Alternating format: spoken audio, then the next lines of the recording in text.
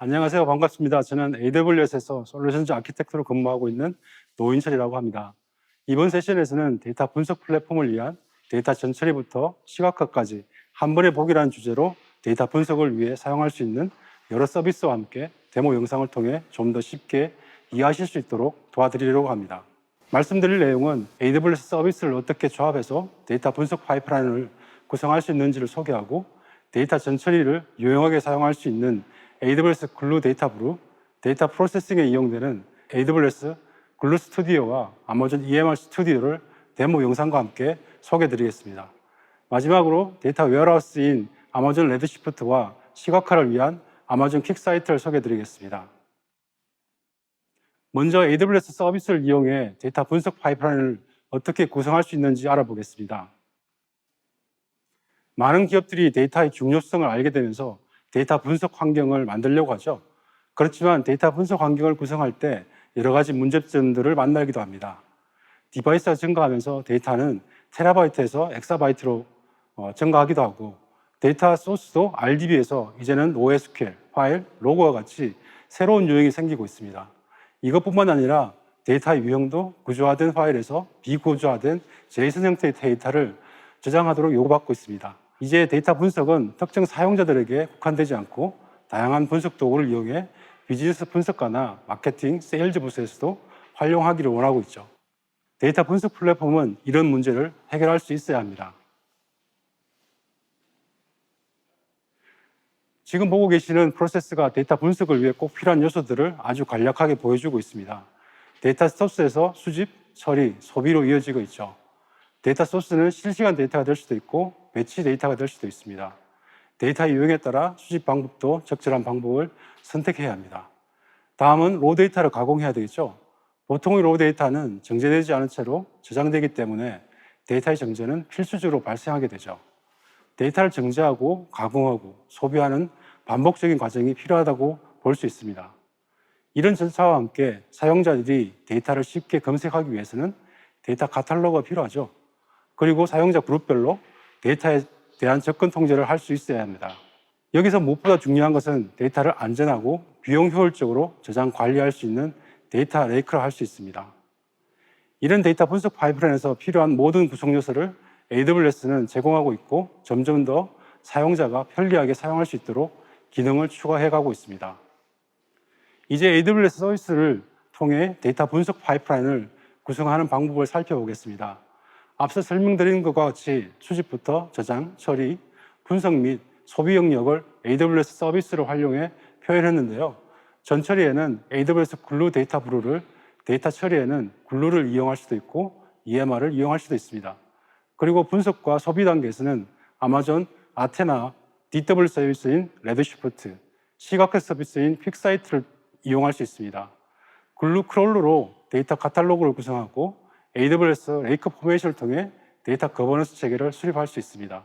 이번 세션에서는 데이터 전처리를 효과적으로 수행할 수 있는 글루 데이터 브루, ETL 작업을 GUI 환경으로 모니터링할 수 있는 글루 스튜디오, EMR 작업을 작성하기 위한 EMR 스튜디오에 대해서 소개해드리겠습니다. 마지막으로 아마존 레드시프트의 신규 기능과 함께 퀵사이트를 통해 시각화까지 어떻게 데이터 분석 파이프라인이 완성되는지 살펴보겠습니다. 데이터 전처리는 데이터를 준비할 때 항상 고민이 되는 부분이죠. 데이터 전처리를 효율적으로 지원하는 글루 데이터 브루를 소개해 드릴 텐데요. 많은 기업에서 데이터 분석을 위해 데이터를 준비하는데 80% 이상의 시간을 사용한다고 하죠. 그만큼 데이터를 정제하는 데는 많은 시간과 노력이 필요합니다. 분석용 데이터를 만드는데 복잡한 코딩이 필요할 수도 있죠. 그리고 수십 테라바이트가 넘는 데이터를 전처리하는데 소모적인 컴퓨팅 파워가 필요하기도 합니다. 이런 작업들은 시간 소모적인 일이고 비즈니스 혁신에 더 많은 집중을 하지 못하게 만들기도 합니다. 글루 데이터 브루는 데이터 분석가와 사이언티스트가 데이터 분석기나 머신러닝을 위해 필요한 데이터를 쉽게 정제하고 정교화할 수 있도록 도와주는 비주얼 데이터 전처리 서비스입니다. 데이터 패턴이나 이상 탐지를 위해 데이터를 프로파일링하고 데이터 품질을 평가할 수 있도록 도와줍니다.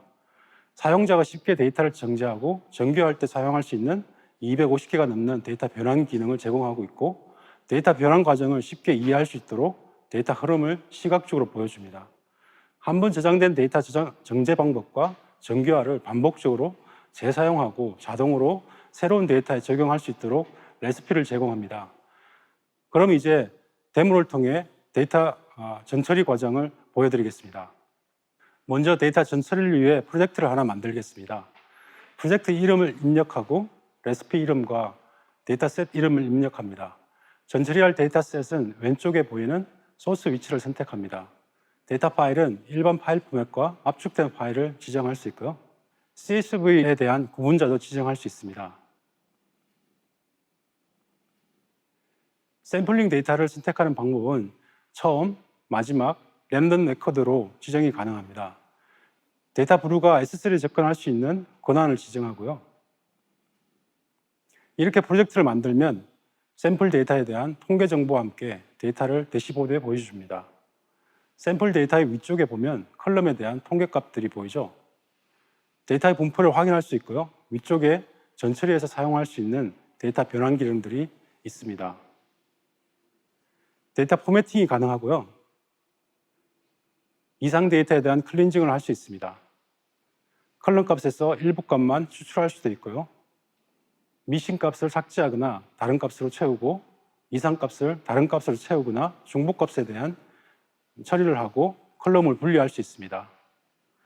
그리고 250개가 넘는 수학적 펑션을 제공하고 있어서 코드를 작성하지 않고도 데이터를 쉽게 가공할 수 있습니다. 컨솔 컬럼에 물음표가 붙어 있는 값이 보이죠? 이 값을 삭제해 보겠습니다. 클린 함수에서 특수 문자 삭제를 선택하고 컬럼을 지정하죠. 스페이스, 다운표, 물음표, 마침표 등에 대해 값을 입력합니다. 프리뷰를 하면 미리 데이터에 대해 확인할 수 있습니다. 물음표가 사라졌죠? 어플라이를 눌러서 실제 데이터가 적용되는지 확인해 보겠습니다. 이제 하나의 레시피가 만들어졌죠?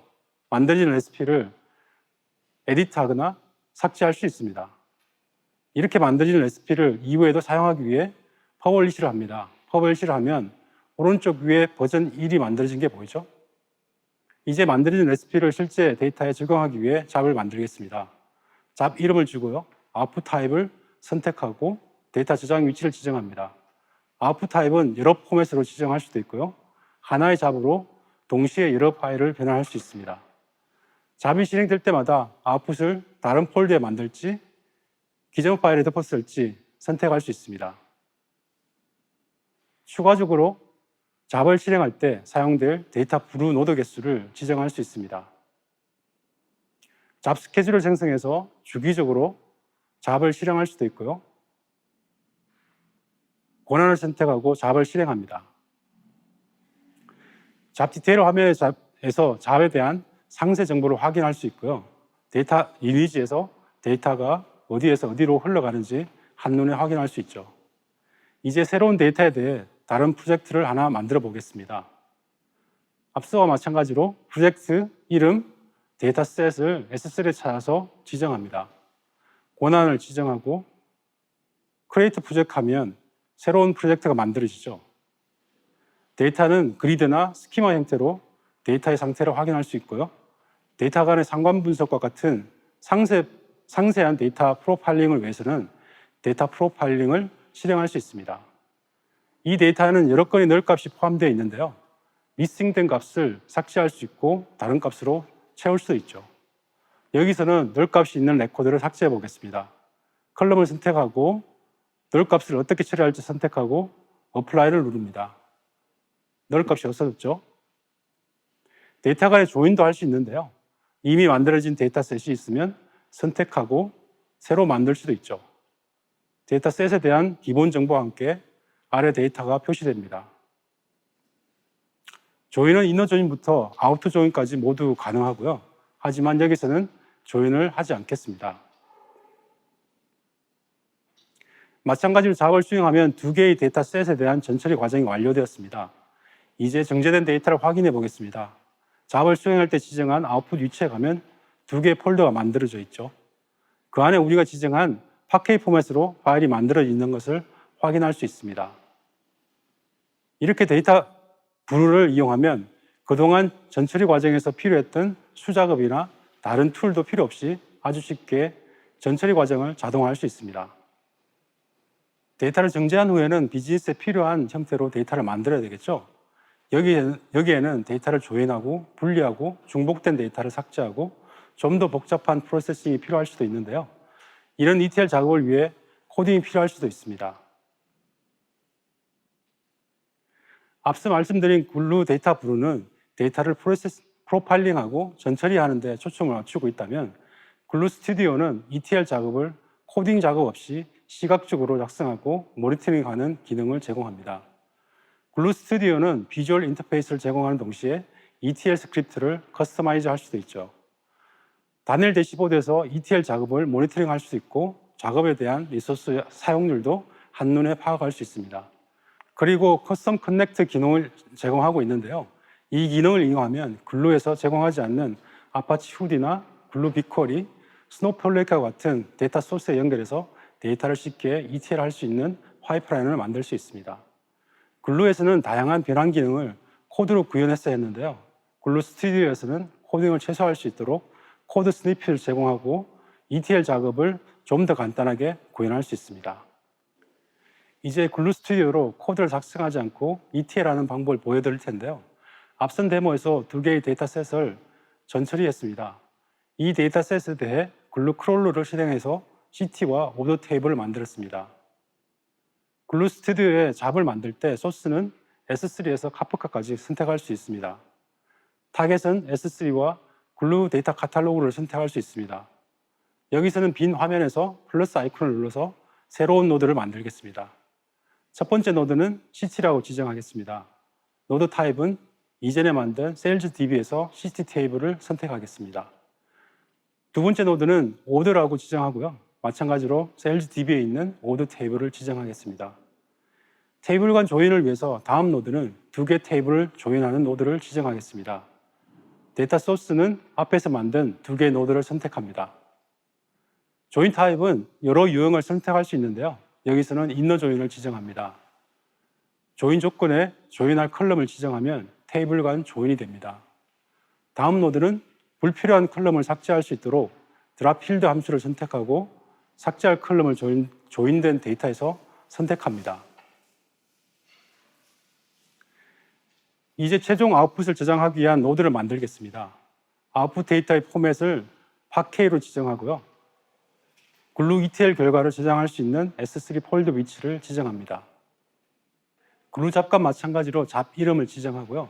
글루를 위한 권한을 설정하고 글루 버전을 선택합니다. 그리고 글루 스크립트를 파이썬이나 스칼라로 지정합니다. 워커 타입을 선택하고 워커의 개수도 지정할 수 있습니다. 이렇게 지정하면 자동으로 코드가 만들어집니다. 설정한 정보를 저장하고 실행을 하면 글루 잡이 수행되는데 잡의 상태를 잡 디테일에서 확인할 수 있습니다. 이렇게 자동으로 생성된 스크립트를 확인할 수 있고요. 스케줄을 생성하면 주기적으로 ETL 작업을 수행할 수도 있습니다. 글루 스튜디오에서는 외부 데이터셋에 접근할 수 있는 커넥트를 만들 수 있는데요.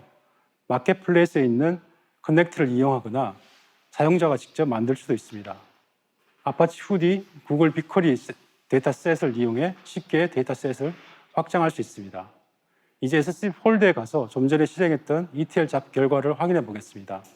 우리가 지정한 파케이 파일들이 S3에 만들어졌습니다.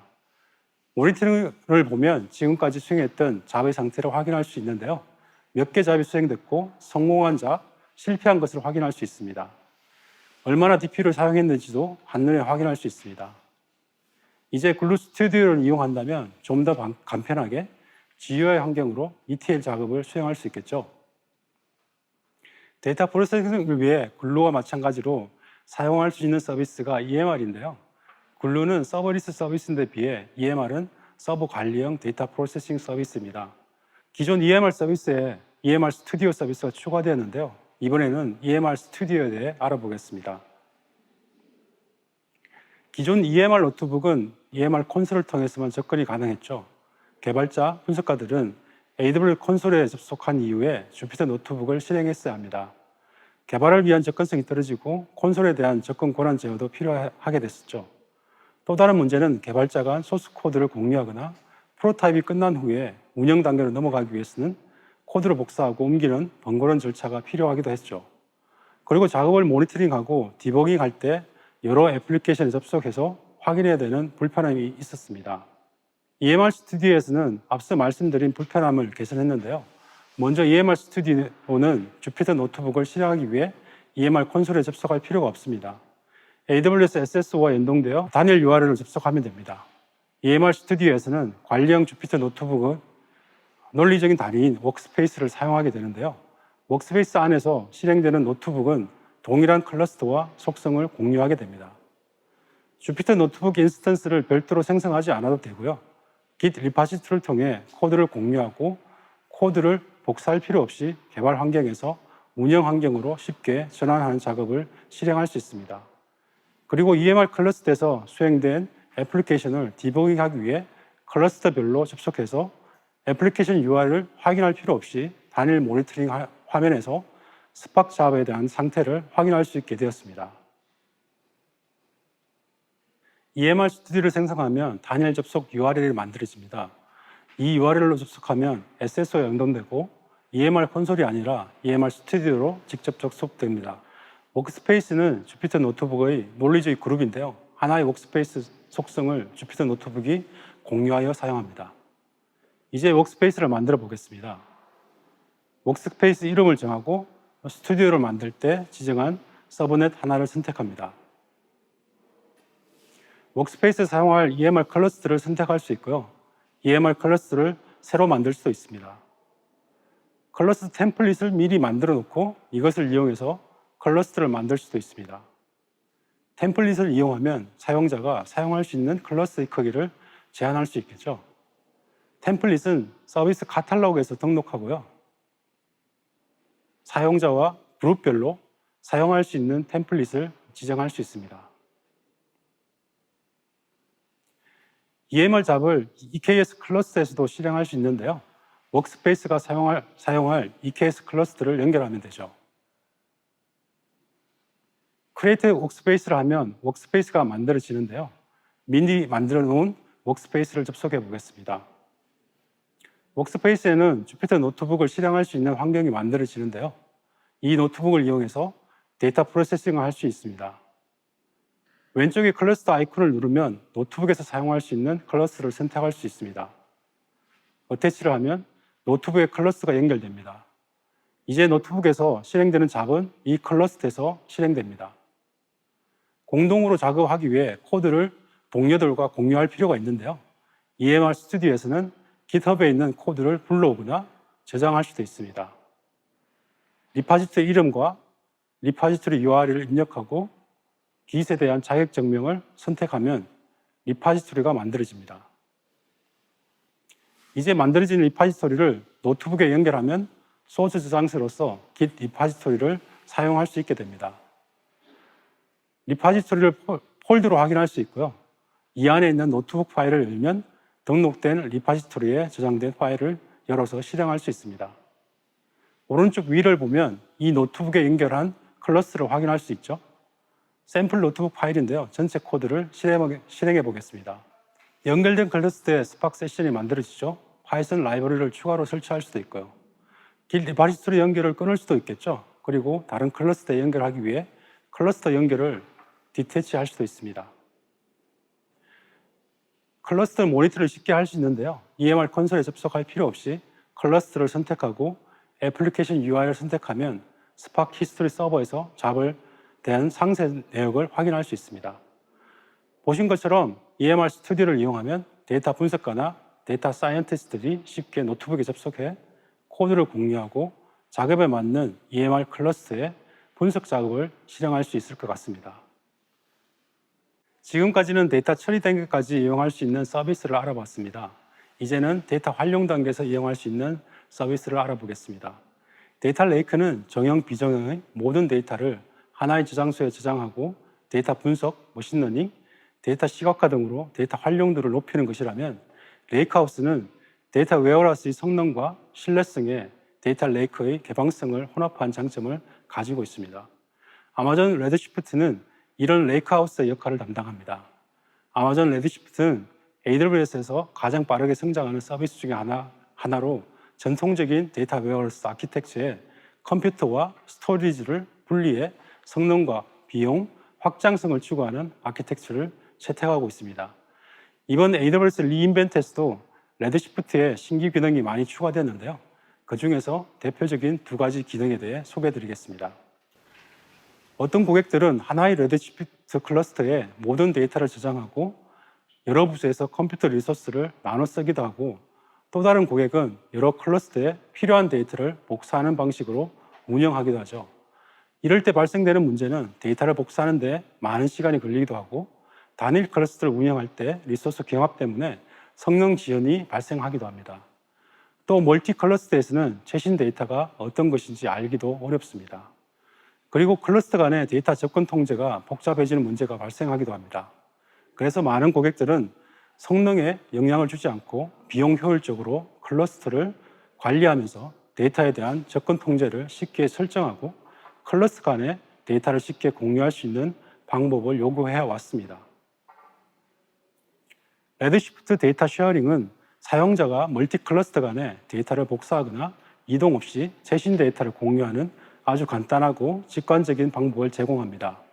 이 기능은 여러 케이스에 활용될 수 있는데요. 예를 들면 중앙에 ETL 전용 클러스터를 두고 BI 분석용 클러스터에서 필요한 데이터를 읽고 공유할 수 있겠죠. 또 다른 예에는 개발용, 테스트용, 운영 클러스터 간에 데이터를 공유할 필요가 있을 때 사용할 수 있을 것 같습니다. 또는 데이터를 목적에 맞는 클러스터에 분산 저장하고 필요할 때 필요한 데이터만 공유하도록 만들 수 있겠죠. 데이터 쉐어링을 이용하면 필요한 데이터에만 접근하게 되기 때문에 비용과 성능을 모두 충족하는 개별 클러스터를 구성할 수도 있고, 클러스터 간에 공유되는 데이터는 최소 단위로 접근 권한을 설정하고 모니터링 할 수 있기 때문에 안전하고 통제된 방식으로 조직 간 데이터를 접근할 수 있겠습니다. 그림의 왼쪽은 데이터를 제공하는 프로듀스 클러스터이고, 오른쪽은 데이터를 공유받는 컨슈머 클러스터입니다. 레드시프트 클러스터의 데이터 쉐어링은 두 단계로 이루어지는데요. 첫 번째는 왼쪽의 프로듀스 클러스터 관리자가 데이터 쉐어라고 부르는 오브젝트를 만들고 공유하려고 하는 스키마, 테이블, 뷰 등을 데이터 쉐어 오브젝트에 추가합니다.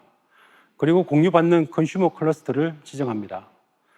그 다음 컨슈머 클러스터 관리자가 공유된 데이터를 확인하고 사용자나 그룹에 권한을 지정하면 프로듀스 클러스터에서 공유된 데이터를 조회할 수 있습니다. 사용자는 자신의 클러스터에 있는 로컬 데이터와 공유된 데이터를 같이 조인해서 활용할 수 있기 때문에 데이터를 실제로 복사하거나 이동하지 않아도 여러 클러스터의 데이터를 같이 활용할 수 있게 됩니다. 다음 소개해 드릴 것은 레드시프트 머신러닝 기능인데요. 일반적으로 머신러닝을 할 때 데이터 준비부터 알고리즘을 선택하고 학습시켜서 모델을 만들죠. 그리고 머신러닝 모델은 서비스를 제공하게 하기 위해 모델을 배포하고 새로운 데이터가 들어오면 재학습시키고 모델을 개선하는 반복적인 과정을 거쳐야 합니다. 이런 과정에서 데이터도 잘 준비되어 있어야 하고요. 머신러닝 전문가가 없을 때는 모델을 만들고 개선하는 것이 상당히 어려운 일이죠. 레드시프트 머신러닝은 이런 과정에 필요한 데이터를 레드시프트 내에 저장된 정제된 데이터를 활용하고 머신러닝 전문가 없이도 모델을 생성하고 관리해주는 역할을 합니다. 모델을 만드는 것도 아주 쉽죠. 표준 SQL을 사용해서 모델을 만드는 명령을 실행하기만 하면 됩니다. 머신러닝을 위해 새로운 툴이나 기술이 필요하지도 않고 데이터를 옮길 필요도 없죠. 사용자는 만들어진 모델을 SQL에서 흡수를 하기만 하면 사기 탐지라든지 고객 이탈 예측과 같은 추론을 수행할 수 있습니다. 왼쪽에 간단한 절차가 나와 있는데요. 정말 간단하죠? 사용자는 단지 데이터만 준비하고 create model이라는 명령만 실행하면 됩니다. 간단한 예시를 보여드리겠습니다. 첫 번째 단계는 머신러닝을 위한 학습 데이터를 레드시프트 클러스터 내에 준비하는 것입니다. 왼쪽 데이터는 학습을 위한 피처 데이터이고 오른쪽은 예측하고 싶은 데이터입니다. 두 번째 단계는 SQL로 create model 명령을 수행할 때 입력 데이터, 타겟 데이터, SQL 펑션 이름을 지정하고 모델이 저장될 S3 버켓을 입력하면 사용자가 할 일은 이거밖에 없습니다. 이제 SQL로 앞에서 지정한 펑션의 파라미터로 데이터만 입력해주면 끝입니다. 머신러닝 모델을 만드는 과정에서 아마존 세이지메이커 오토파일럿이 이용되고 모델의 서빙에는 레드시프트 클러스터를 이용하기 때문에 서빙에 대한 비용이 따로 발생하지는 않습니다. 이제 데이터 분석 파이프라인의 마지막 단계인 시각화가 남았죠. 아마존 퀵사이트는 사용자 애플리케이션에 대시보드를 쉽게 삽입할 수 있게 만들어주는 셀프 서비스 BI 솔루션인데요. 사용자가 대시보드에 접속할 때 과금되는 세션당 비용 정책을 적용하기 때문에 비용 효율적으로 사용할 수 있습니다. 퀵사이트 여러 기능 중에 몇 가지만 소개해드리면, 먼저 대시보드를 기업의 자체 포털 화면에 쉽게 인베딩 할 수 있습니다. 두 번째는 자연어로 질문하면 그 질문에 적합한 분석 화면을 보여줍니다. 그리고 대시보드 화면에 대한 분석 결과를 문장으로 설명해주는 기능이 포함되어 있습니다. 이제 퀵사이트에서도 프라이빗 링크를 이용해 사용자의 VPC 내에 있는 데이터에 안전하게 접근할 수 있고, 로우 레벨 시큐리티와 함께 컬럼 레벨 시큐리티를 적용하여 보안 통제를 더 강화할 수 있습니다. 앞선 데모에서 세일즈DB의 CT와 오더 테이블을 만들었죠. 레드시프트에서 외부 스키마를 생성하고 퀵사이트에서 레드시프트에 있는 데이터셋을 연결하면 오른쪽 그림과 같이 데이터를 간단히 시각화할 수 있습니다. 이제 이번 세션에서 소개해드린 내용을 한 번에 정리해 보겠습니다. 데이터 분석의 시작은 데이터 레이크로 불리는 S3가 되겠죠. 그 다음은 글루 데이터 브루를 통해 전처리 과정을 거쳤습니다. 정제된 데이터는 글루 크롤러를 통해 데이터 카탈로그에 저장되었죠. 글루 스튜디오로 코드를 작성하지 않고 ETL 작업을 수행하고, 레드시프트는 외부 스키마를 등록해서 레드시프트 내에 직접 데이터를 복사하지 않고도 데이터 레이크에 접근할 수 있었습니다. 마지막으로 퀵사이트로 레드시프트에 등록된 스키마를 연결하고 시각화하여 전체 데이터 분석 파이프라인을 쉽게 완성해 보았습니다. 지금까지 데이터 분석의 시작부터 끝까지 완성하는 데 필요한 주요 서비스에 대해서 소개해 드렸습니다. 어떠신가요? 이제 어렵지 않게 몇 가지 서비스만으로도 데이터 분석 파이프라인을 구성할 수 있겠죠? 이제 제 세션을 마칠 시간이군요. 지금까지 경청해 주셔서 감사합니다. 여러분의 피드백은 더 좋은 세션을 만드는 데 소중한 자료로 활용됩니다. 많은 피드백 부탁드리겠습니다. 감사합니다.